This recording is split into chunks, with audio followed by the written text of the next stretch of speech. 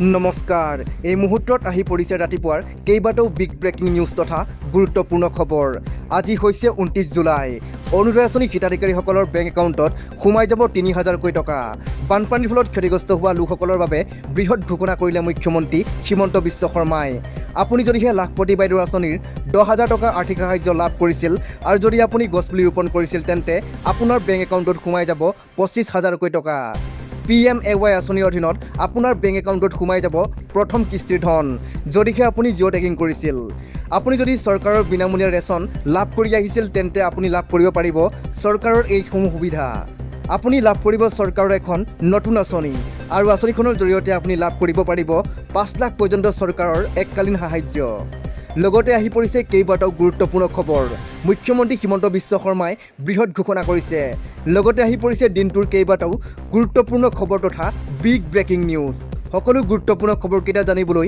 ভিডিঅ'টো অকণমান স্কিপ নকৰি শেষলৈকে চাই থাকক আৰু ভিডিঅ'টোত এটা লাইক কৰি দিয়ক কোনোবাই কৈছে মামা অৰুণোদয় মাহত দিব নালাগে গোটেই টকাটো শিৱসাগৰ চৰাইদেউত দিয়ক পুঁজিৰ অভাৱ নাথাকিব আৰু আমি যিমান পাৰো চৰকাৰী নিয়ম নীতিৰে আমি সহায় কৰিব পাৰিম অৰুণোদয় বন্ধৰ দৰে চৰম ৰাস্তা নিশ্চিতভাৱে এতিয়া আমি ল'বলগীয়া হোৱা নাই আৰু তেনেকুৱা কথা আমি এতিয়াই নিশ্চিতভাৱে চিন্তা নকৰো দিব লৈছো এই মুহূৰ্তৰ আন এটা বিগ ব্ৰেকিং নিউজ অসমৰ বানপীড়িত লোকসকলৰ সহায়ৰ বাবে প্ৰাইটিছ এণ্টাৰটেইনমেণ্টে ১ কোটি টকাৰ সাহায্য আগবঢ়োৱাৰ কথা ঘোষণা কৰিছে ৰিণিকী ভূঞা শৰ্মাই বানৰ ফলত ক্ষতিগ্ৰস্ত হোৱা শিৱসাগৰ চৰাইদেউ আৰু যোৰহাট জিলাৰ ৫০খন বিদ্যালয়ৰ মেৰামতিৰ বাবে এই ধন আগবঢ়াব বুলি জানিব পৰা গৈছে প্ৰাইটিছৰ অধ্যক্ষ তথা পৰিচালন সঞ্চালক ৰিণিকী ভূঞা শৰ্মাই এই ঘোষণা কৰি কয় যে ক্ষতিগ্ৰস্ত ৫০খন বিদ্যালয়ৰ প্ৰতিখনলৈ ২ লাখ টকাকৈ আৰ্থিক সাহায্য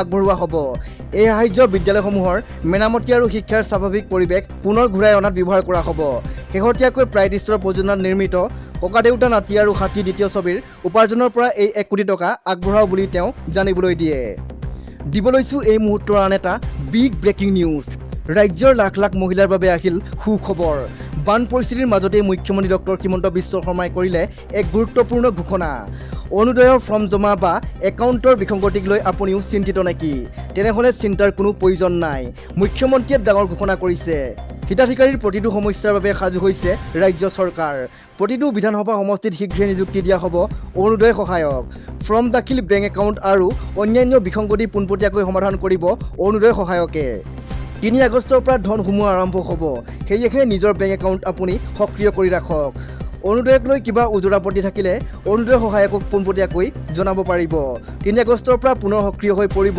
অৰুণোদয় আঁচনি হাজাৰ হাজাৰ নতুন হিতাধিকাৰী মহিলাৰ বেংক একাউণ্টত জমা হ'ব অৰুণোদয়ৰ ধন দিব লৈছো এই মুহূৰ্তৰ আন এটা বিগ ব্ৰেকিং নিউজ বানাক্ৰান্তক সাহায্য দিবলৈ হিমন্ত চৰকাৰৰ পুঁজিৰ অভাৱ বিহু ঝুমুৰ বাগৰুম্বাৰ নামত কোটি টকা ব্যয় কৰা হিমন্ত চৰকাৰৰ বন্যাত্ৰৰ বাবে নাই পৰ্যাপ্ত পুঁজি ৰাইজৰ সমস্যা সমাধানৰ প্ৰতিশ্ৰুতিৰে শাসনলৈ অহা বিজেপিৰ দুৰ্যোগৰ সময়ত দুৰ্দশা মহাপ্ৰলয়ৰ সময়ত ৰাইজৰ নামত ৰাইজৰ পৰাই সহায় ভিক্ষা হিমন্ত চৰকাৰৰ চৰকাৰী অনুষ্ঠানৰ নামত কোটি কোটি টকা ব্যয় কৰা হিমন্ত চৰকাৰৰ বাবে গুৰুত্বহীন নেকি বানাক্ৰান্ত ৰাইজৰ দুৰ্দশা বিগত ৮ দিন ধৰি বানত ককবকাই আছে উজনি অসম বিধ্বংসী বানে টচ নচ কৰি পেলালে উজনিৰ ৩খন জিলা এই বলীয়া বনত উটি গ'ল মানুহ জীৱ জন্তু ঘৰ দুৱাৰ ধ্বংসস্তূপত পৰিণত হ'ল বিভিন্ন অঞ্চল এটুপি খোৱা পানী এযোৰ কাপোৰৰ বাবে হাহাকাৰ কৰিবলগীয়া হৈছে ভুক্তভোগী জনতাই এই মহাপ্ৰলয়ৰ সময়ত ৰাজ্যৰ ভিন্ন প্ৰান্তৰ পৰা হৃদয়বান লোকে আহি সহায় কৰিছে বানাক্ৰান্ত ৰাইজক কিন্তু লক্ষণীয়ভাৱে এই দুৰ্যোগৰ সময়ত কোনো ধৰণৰ তৎপৰতা নাই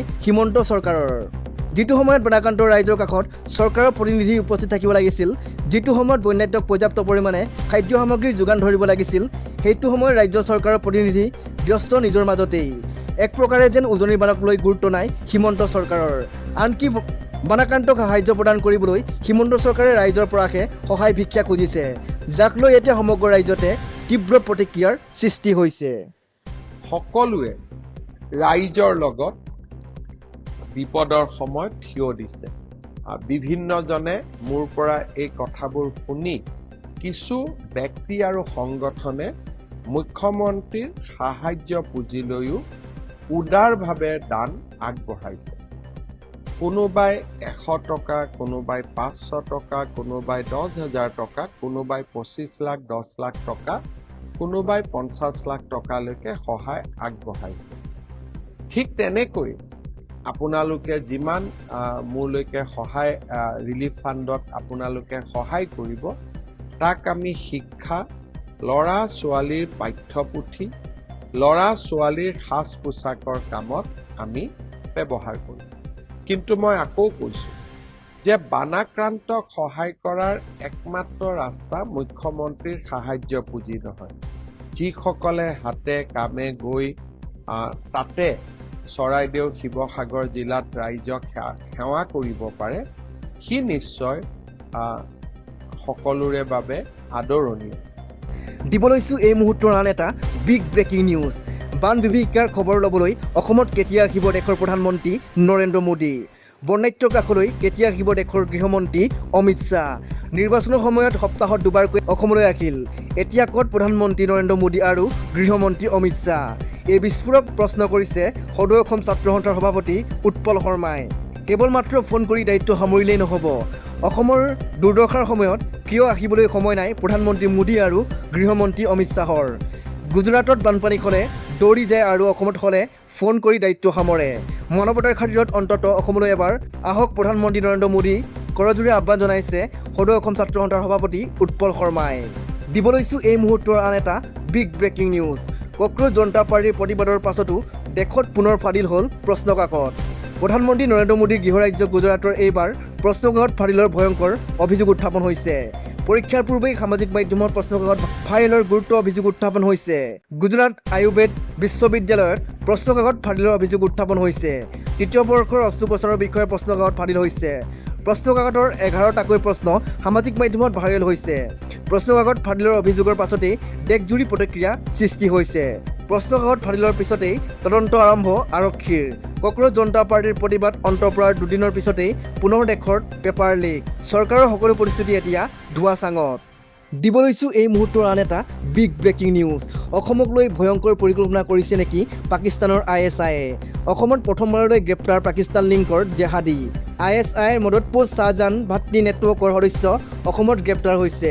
উত্তৰ প্ৰদেশ, বিহাৰ, দিল্লী, হাৰিয়ানাৰ পিছত অসমত শ্বাহজাহান ভাতৃৰ সদস্য। পাকিস্তানী ISIৰ লিংকৰ সৈতে প্ৰত্যক্ষ সম্পৰ্ক এই তিনি সদস্যৰ। বৰপেটা, ধুবুৰী, চিৰাঙৰ পৰা গ্ৰেপ্তাৰ হৈছে এই তিনি জেহাদী। ধুবুৰীৰ আক্ৰামুল ইছলাম, চিৰাঙৰ আমিনুল ৰহমান, বৰপেটাৰ আবুল হুছেইন, এই তিনি জেহাদীক পৃথকে পৃথকে জেৰা তদন্তকাৰী সংস্থা SBI আৰু ISIৰ নিৰ্দেশত ভাৰতত কুটাঘাত কাৰ্য সংঘটিত কৰাৰ পৰিকল্পনা নেটৱৰ্কটোৰ। দিব লৈছোঁ এই মুহূৰ্তৰ আন এটা বিগ ব্ৰেকিং নিউজ। অৱশেষত আমোদ প্ৰমোদ কৰি বিলাতৰ পৰা ঘূৰি আহিল যোৰহাটৰ বিধায়ক। বিধানসভাৰ অধিৱেশনত অংশগ্ৰহণ হিতেন্দ্ৰ নাথ গোস্বামীৰ। দুখত জৰ্জৰিত বন্যাত্য কাষলৈ নগৈ দিছপুৰহে পালেহি হিতেন্দ্ৰ নাথ গোস্বামীয়ে। ৰাজ্যৰ ৰোষত পৰাৰ ভয়তে সমষ্টিলৈ নগৈ দিছপুৰত ৰৈ গ'ল বিধায়কগৰাকী। প্ৰলয়ংকাৰী বানত বিধ্বস্ত যোৰহাট জিলা। হাহাকাৰ পৰিস্থিতি বন্যাত্যৰ, কিন্তু বন্যাত্যৰ কাষত নাই যোৰহাট সমষ্টিৰ বিধায়ক হিতেন্দ্ৰ নাথ গোস্বামী। বানপানীৰ সময়ত আমেৰিকাত অৱসৰ বিনোদনত ব্যস্ত থাকিল বিধায়কগৰাকী।